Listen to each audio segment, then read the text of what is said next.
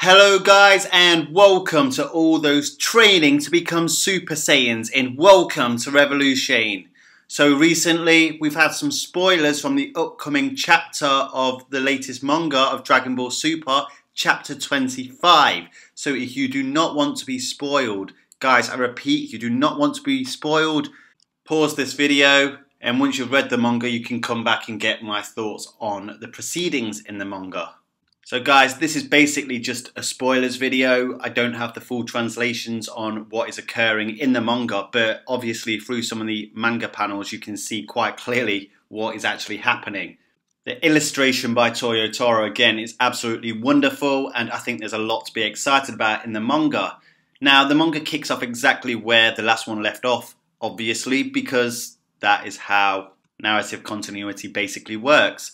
But basically Goku is fighting merged Zamasu in is what seems to be an mastered Super Saiyan Blue form. Whether it is mastered Super Saiyan Blue form, we do not know yet. However, I have a theory on my video called Super Saiyan Blue Control Amplification Theory video, which takes into account that Goku's power in his Super Saiyan Blue form increases the more control he has. So go check that out on my video. Anyway, enough of the plugs. So basically, Goku is fighting Merged Zamasu, but we get this awesome scene where Merged Zamasu rips his top off. And Merged Zamasu, I must say, looks badass. This is the coolest picture I've seen of Merged Zamasu in either the anime or the manga. But because Merged Zamasu does this, we get to see what is happening to Merged Zamasu's body. As you can see by the illustrations on your screen right now, there are lumps on Merged Zamasu's body. Now, this is different from the anime because in the anime you saw the split, almost like a Two-Face character of Merged Zamasu after he lost his halo, where basically half of his body is purple and it's literally melting and the other half looks exactly how Merged Zamasu is supposed to look. But the manga does it differently. I've got to say I prefer the way the manga does this. It seems like a much more natural and realistic deterioration of his body. Now obviously this is occurring because the fusion is imbalanced due to the fact that one half of the body is immortal and the other half is not. Another thing to take into consideration as well is when they fused, basically Goku Black was in his Super Saiyan Rose form. So the Elder Kai in Universe 7 said basically when Goku and Vegeta transformed into Vegito in the Buu Saga, they should not transform in a transformed state, or merge in a transformed state, sorry. Basically because it will cause imbalances.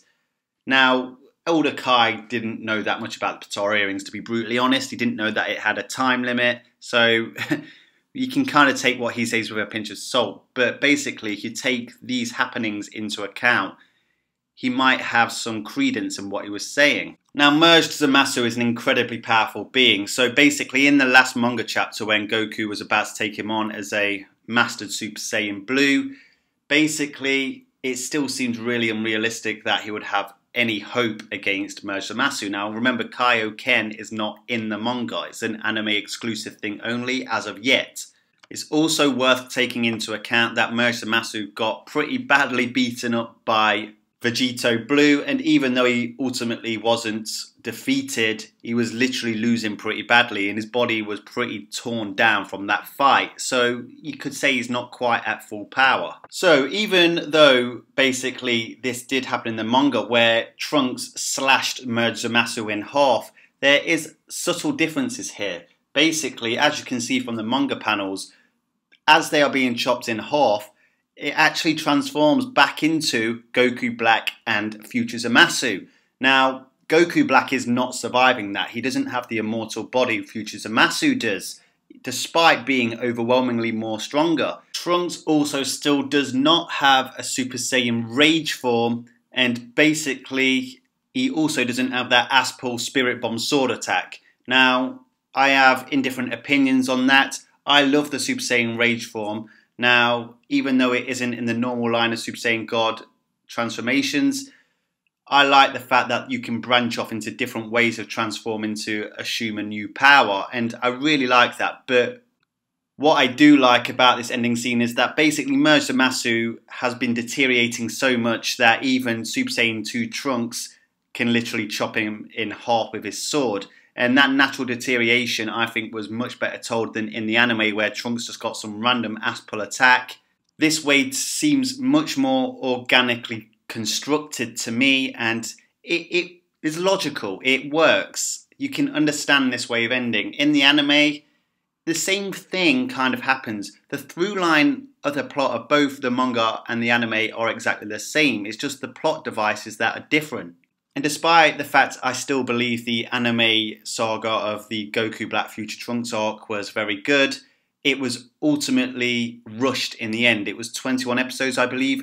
I honestly feel they could have dragged that out for 30 episodes and the whole saga would have been better for it. And I don't understand why they wouldn't do this, because it keeps people engaged for longer, more episodes for them to sell basically, and they make more money. Anyway, that's been and gone now.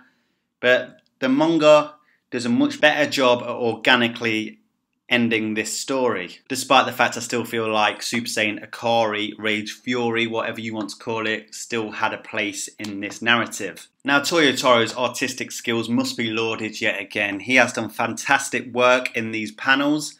I don't agree with all the plot devices, but I really think the ending of this manga is better than that of the anime.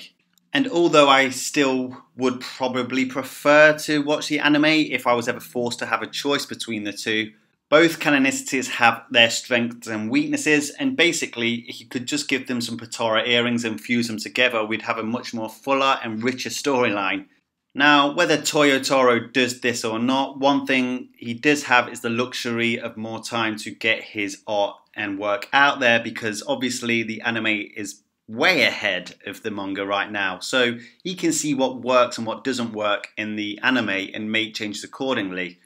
Like I said, I can't guarantee he does do that, but it would be stupid not to, wouldn't it?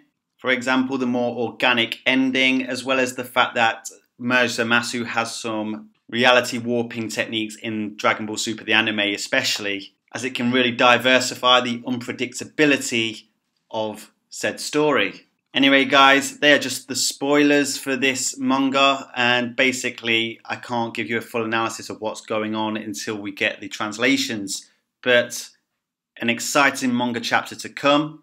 Right guys, light up that comment section, make Krillin proud with a solar flare times 100. I want to know what you think is the better canonicity, the manga or the anime. Anyway guys, hit that like button with a big bang attack. Why should you do this? Because it's a positive thing to do, and positive energy attracts positive energy. If you haven't subscribed to my channel yet, I have got a library full of great content, and my head is buzzing with great ideas that I'll be bringing to you in the future. And remember one very important final lesson: staying calm in any situation will only ensure you never, ever become a Super Saiyan. Okay guys, you see my face in the top left corner, hover over it to subscribe, and here is some more of my content which I'm sure you will enjoy. Check them out. If you have Twitter and Instagram, come follow me.